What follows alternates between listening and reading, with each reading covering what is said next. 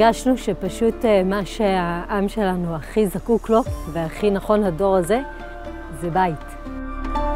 זה מקום חמים להיפגש בו, שהוא חוצה מגזרים, חוצה הכל, קצת כמו בחול שבאים ופתאום כולם חברים של כולם.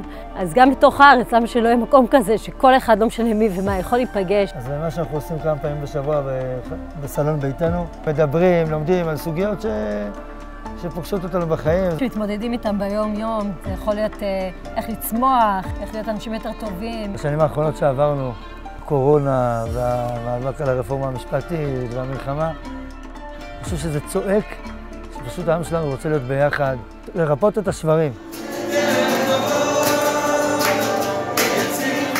חייבים את הרוח של טלי ורפאל בצפון.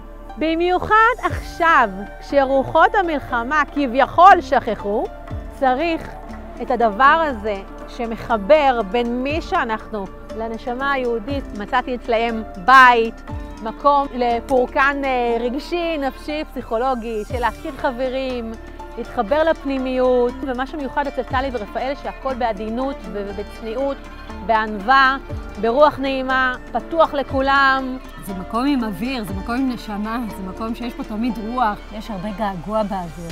צריך להשיב גם מעבר לגעגוע, להשיב את הנשמה הזאת, את הרוח הזאת, את האווירה הטובה. אנחנו עושים סופ"שים ואנחנו מנגנים ביחד, כולם אומרים, וואי, זה מרגיש לנו שנייה כמו בבית. הרעיון הזה שמגיעים אנשים ומגיעים נגנים ומגיעים מלא סטודנטים ואנשים שמחפשים את החיבור, את האחדות, את האהבה. החלום שלי לראות חיבור, לראות חיים ביחד. מטולה בתקופה מאוד קשה, קהילה שבורה, ארוסה, אוהבת. וצריך רפואה לכולנו. וזה חלק מבעיניי בית מרפא.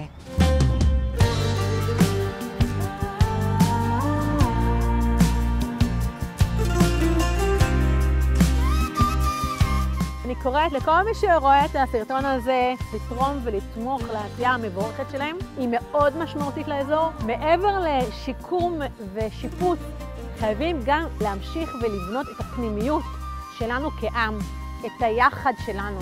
צריך את הדבק הזה, את מישהו שנלך אחריו, וטלי ורפאל זה בדיוק האנשים שאפשר ללכת אחריהם.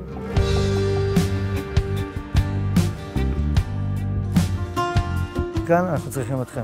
בסוף הסרטון הזה, תכנסו לקישור, תנו לנו שגרה של תקציב לשנים הקרובות, שנוכל להגדיל את הפעילות.